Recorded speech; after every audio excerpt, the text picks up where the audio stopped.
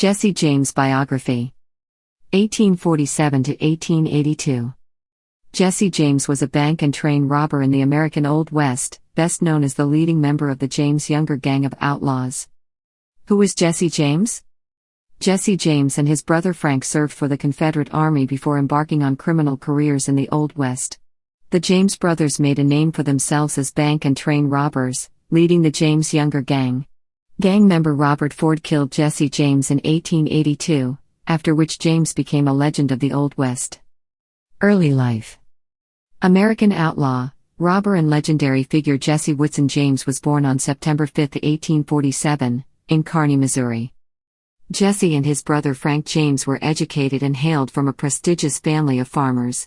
Their father, the Reverend Robert James, was a Baptist minister who married Zerelda Cole James and moved from Kentucky to Missouri in 1842. In the summer of 1863, the James farm was brutally attacked by Union soldiers.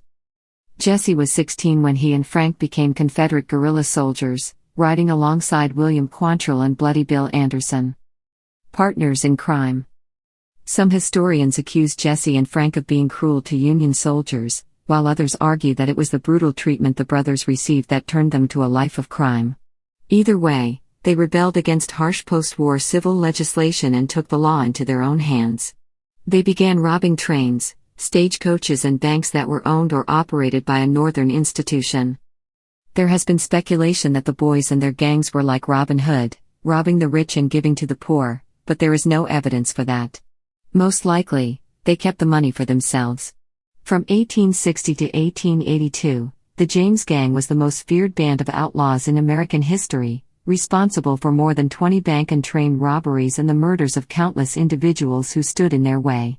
They stole an estimated $200,000. They were legends in their own time, popular in Missouri for actively trying to further the Confederate cause.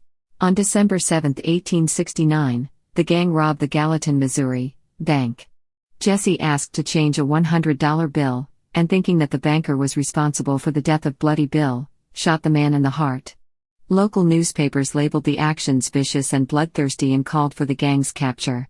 From that robbery to the end of their careers, members of the James Gang had a price on their heads, dead or alive. Wife. In 1874, Jesse married his longtime sweetheart and first cousin, Zerelda, and had 2 children. Both James brothers were known as good family men who loved their wives and spent time with their children, but they still continued their life of crime.